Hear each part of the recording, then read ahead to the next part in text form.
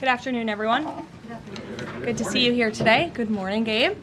We'll begin today with a few scheduling announcements. Later this afternoon, President Trump will welcome the Los Angeles Dodgers back to the White House to celebrate their second consecutive World Series championship. Tomorrow night, the president will attend the White House Correspondents Association Dinner Round 2, celebrating free speech and the First Amendment alongside all of you, members of the media. The president looks forward to finishing what he started before a despicable assassination attempt derailed the original event back in April, as we all know. And I encourage everyone watching tomorrow night to tune in for what promises to be a very entertaining and memorable evening. Looking ahead to next week, on Monday, President Trump will travel to Michigan to deliver remarks on the economy. On Tuesday afternoon, the president will deliver a tribute honoring the life and legacy of his dear friend, Senator Lindsey Graham, at the National Cathedral. And next Friday, the president will host the 13th cabinet meeting of this term at Camp David, which will be a lot of fun and something different for the cabinet to experience together. Turning now to the economy. A little more than a year after President Trump signed the working families tax cuts into law, this historic legislation continues to deliver on its promise, unleashing a genuine boom for American workers, families, and small businesses. The numbers speak for themselves. This was the biggest tax refund season in American history, with the average refund exceeding $3,400, an 11% increase over the last year. American families and workers claimed $82 billion in direct tax relief, and 97% of filers received a tax cut. More than 29 million workers claimed no tax on overtime. More than 35 million seniors claimed no tax on Social Security. And nearly 8 million workers claimed no tax on tips. Thanks to the other pro-growth provisions in the working families tax cuts, like making the 20% small business tax deduction permanent and delivering 100% expensing for new factories, equipment, and research, the Trump administration is setting up American manufacturers and workers to thrive like never before. Just this week, the National Association of Manufacturers, which is the largest manufacturing association in the country, released a detailed report showing exactly how these tax cuts are driving investment, job creation, innovation, and long-term growth in all 50 states. In fact, I'd like to take a moment to highlight just a few of the real American businesses that this law is helping. Pivot Manufacturing in Arizona made the largest equipment purchase in company history after the Trump tax cuts gave them the long-term certainty to invest with confidence. Winton Machine Company in Georgia is on pace for the best year in its history. Ketchy Inc. in North Carolina was able to purchase new machinery and expand its workforce by 25%. And Juergens in Ohio expanded its brand new facility to increase production. And they're also paying their workers even more thanks to the no tax on overtime provision. These are not just great statistics. These are American businesses with the confidence to grow, hire, and invest right here at home rather than offshoring their jobs. And a business opening or expanding in this country means more opportunity and higher wages for American workers. It means a chance for the American dream for young families, and it means restoring the belief that we can make and build things right here at home. This is what President Trump promised, and it's exactly what he is delivering with the help of Republicans in Congress. Democrats throw around the word affordability a lot. But when they had the chance to vote for the largest middle-class tax cuts in history, they refused. If Democrats got their way, it would have meant the largest tax increase in history, $4 trillion. 90% of Americans would have seen their taxes go up, and it would have been a complete disaster for our economy. That's the Democrat solution to, quote, affordability. It is raising your taxes. So I hope the press will cover more of the massive success stories resulting from the working families tax cuts and point out that every single Democrat on Capitol Hill voted against every single common sense provision that put more money back into the pockets of the American people. Finally, on the energy front, after this briefing, President Trump will participate in a historic ratepayer protection pledge event at the EPA headquarters down the street. The president will expand the ratepayer protection pledge to governors, state legislatures, developers, and power providers to ensure that everyone involved in building and powering data centers pays their own way, instead of passing those costs on to hardworking families. The president will be joined by Energy Secretary Chris Wright, EPA Administrator Lee Zeldin, and several governors who have already signed on to this pledge. And it has already proven to be remarkably successful. Nearly 200 additional stakeholders have signed on since it was first announced, including utilities, data center developers, public power authorities, co-ops, and state governors. As a result, the pledge now covers 80% of all the power delivered to American homes and businesses. President Trump's bold leadership is turning data centers from a source of concern into engines of growth and opportunity for communities across this country, all while cementing America's dominance over China in the global AI race. The president is ensuring the American people are never left footing the bill so private companies can benefit. Instead, President Trump is leveraging the data center boom to deliver real, tangible benefits for working families and small businesses. So we have a busy day here, rest assured. I'll take some questions. And here in our new media seat, we have Cam from Town Hall. Cam, thank you for being here. Why don't you kick us off today? Thank you. Two quick questions. One on Congress. First off, Speaker Mike Johnson passed a continuing resolution earlier this week. John Thune said he wants to work with Democrats to find a way to fund the government. What is the White House's stance on the best way to keep the government funded? Well, the White House's stance is that the government needs to be funded. This president and Republicans on Capitol Hill from both chambers, as you just mentioned, the House and the Senate Republicans want to keep the government open. We want to work together to find ways to do that, and the White House will continue to have discussions with Senate leadership on the best path forward. I don't want to get ahead of those conversations, but the most important thing for the American people to know is that this president and this White House wants the government to remain open, unlike the Democrats in this town who have been acting as obstructionists. We've seen time and time again, they have chosen to block this administration, to block Republicans in Congress from keeping our government open, which does not help anyone, and it especially hurts the American people who depend on our government remaining open so they can access the critical services that our government provides to so many Americans across the country. So these conversations are continuing, but I think I just made the president's position quite clear. Thank you. And then on the Saudi Arabian nuclear deal, what steps is the U.S. taking to get Saudi Arabia to sign the Abraham Accords? Sure. Well, the president himself has spoken on this many times. His Truth Social post this morning, and I will read it for those at home who missed it. The civil nuclear deal, there will be no enrichment of material, an important point being made between the Department of Energy and Saudi Arabia, which pertains only to non-military use, will be approved, but is totally subject to Saudi Arabia joining the very respected and successful Abraham Accords. The United States is not opposed to civil nuclear facilities, as we all know.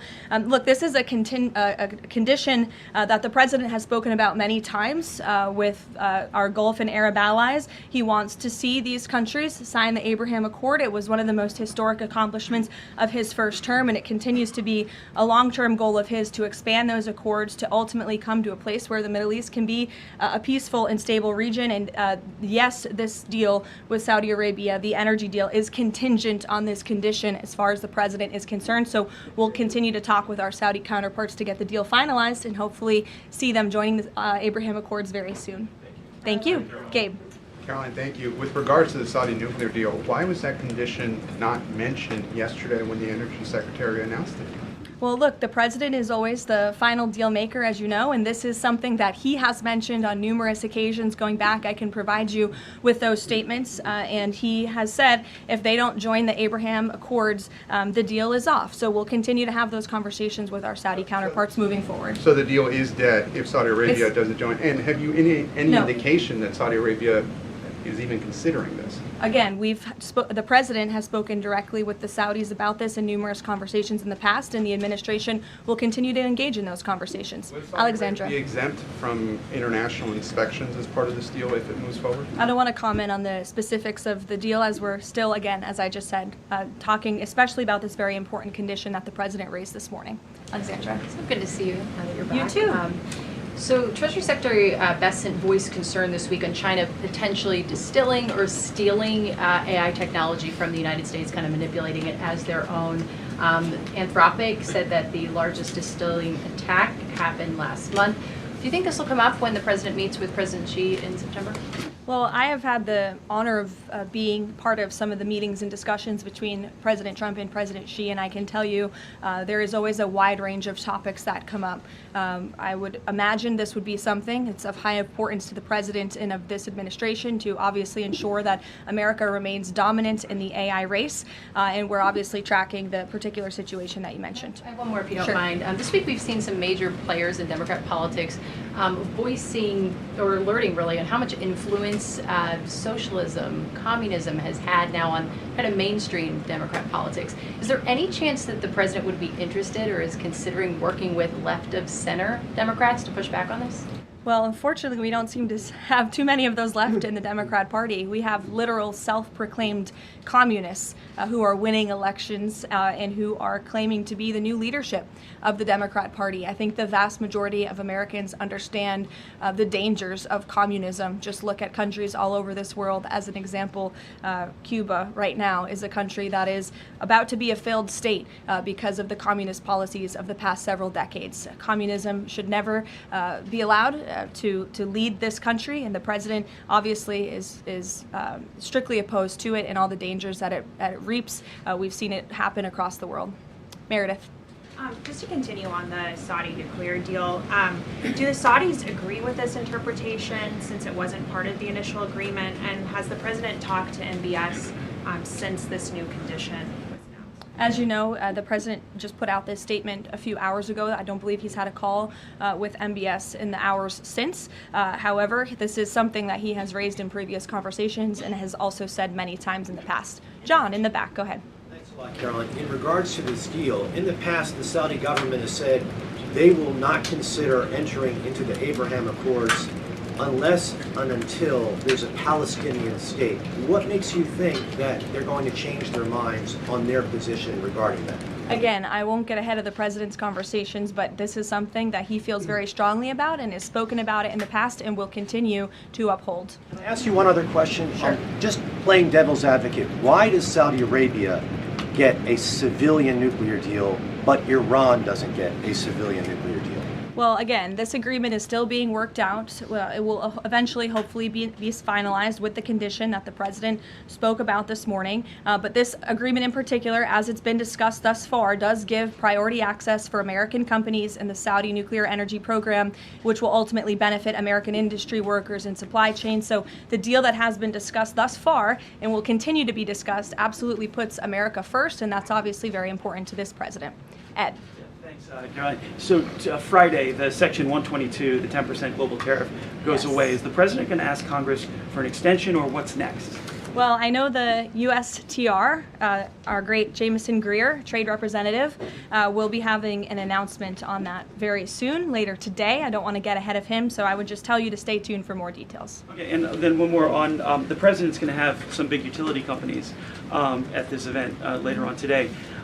We're now a year and a half, so to speak, into his pro-energy policies.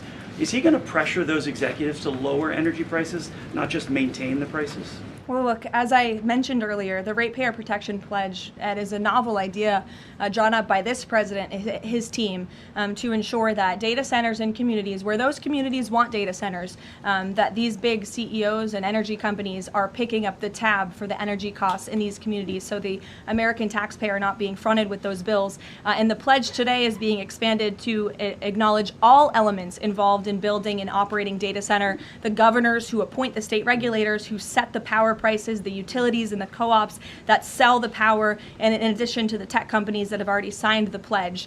So you'll continue to hear more about that from the president in a few hours at 2:30 when he goes over to the EPA. Sophia. Have you spoken to the president about what he wants to do about Chinese AI models if they are found to have stolen American IP? Does he want to sanction them? Or what actions can be taken without undermining broader U.S.-China trade talks or cutting off American startups that are increasingly reliant on them? Sure. Well, I won't get ahead of the president on any potential actions, but obviously these conversations are taking place, and again, they're of the utmost importance, not just for our national security, but to ensure America remains dominant in this space. Stephen. Thank you, Caroline. Two questions. Has President Trump spoken with FIFA President Gianni Infantino about his interest in nominating him for UN Secretary General, and can you explain his interest there? And secondly, just a minor point of clarification on the Saudi nuclear deal. Did Prime Minister Netanyahu request this provision? Not to my knowledge, no. Again, as I told you, this was an idea the president has long had.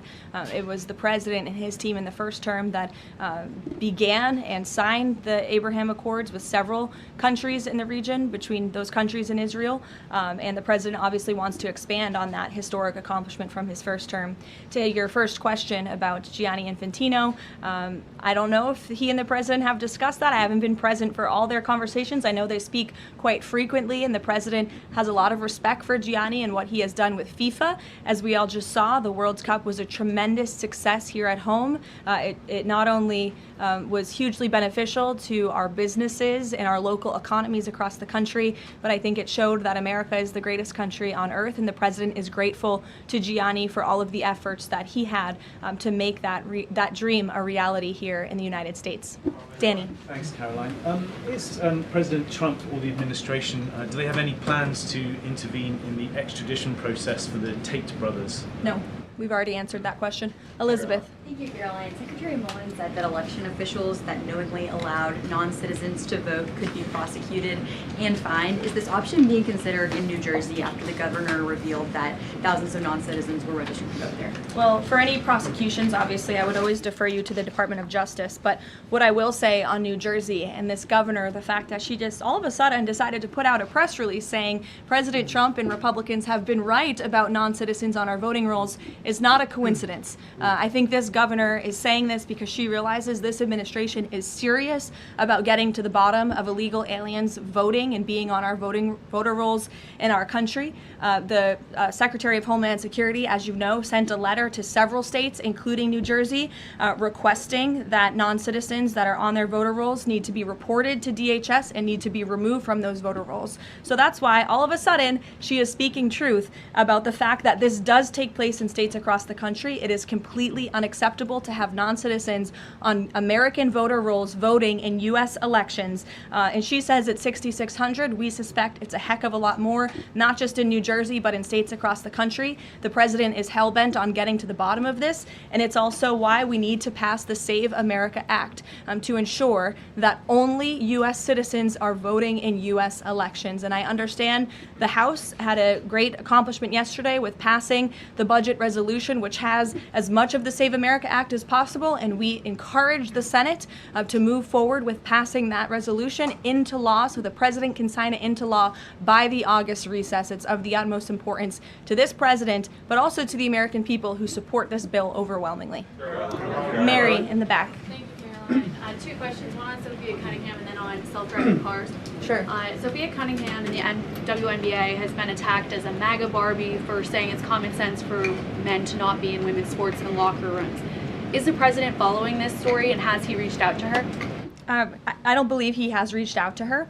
I know he is following the story. As you know, this is something the president feels strongly about as well, and the American people do too, that men should not be playing in women's sports. It's completely ludicrous that anyone could support that.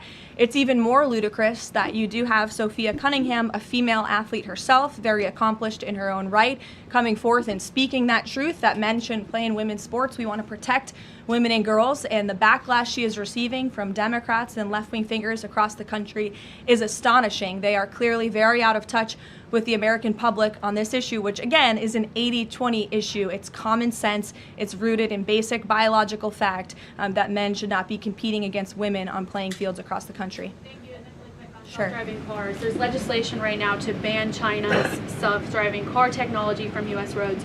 Does the White House have a position on this? And broadly, how does the president feel about self-driving cars himself? Well, you know, the president did have a red Tesla here at the White House for quite some time, so he's a supporter of them. I know he's purchased some self-driving cars for his family members, his grandchildren, so I think he supports them and Americans who want to drive them. But with that said, I don't know about the specific legislation. I will check in with our Legislative Affairs Office and we'll get you a statement on that. Reagan. One question for you on Thune and then one on Darlene Graham. The president seemed yesterday frustrated with Leader Thune when he was speaking in Georgia. Is his patience running out with Leader Thune? And then the president recently endorsed Darlene Graham right after her appointment to Senate. What caused him to endorse her so quickly? The president met with Darlene and thought she will be a great representative for the great people of South Carolina and will carry on her brother's legacy of public service in that beautiful state. So the president is fully supportive of Darlene in her honorable decision to run and, again, to continue her brother's legacy. With respect to your first question on, remind me? Soon if his Yes. patience is running out. Look, the president spoke about this directly yesterday. His patience is running out. He wants to see as much of the Save America passed as possible by the August recess. He knows that's what the American people want to see passed. He was just traveling on the road yesterday, spoke about this, and there was a very loud applause from the people in the audience, the everyday Americans, because voter ID is common sense. They want proof of citizenship in our elections, and the president feels very strongly about that. And I would just add, the American people elected overwhelmingly Republicans to lead not just this White House, but also the House and the Senate. The House did its job. The Senate needs to do its job too.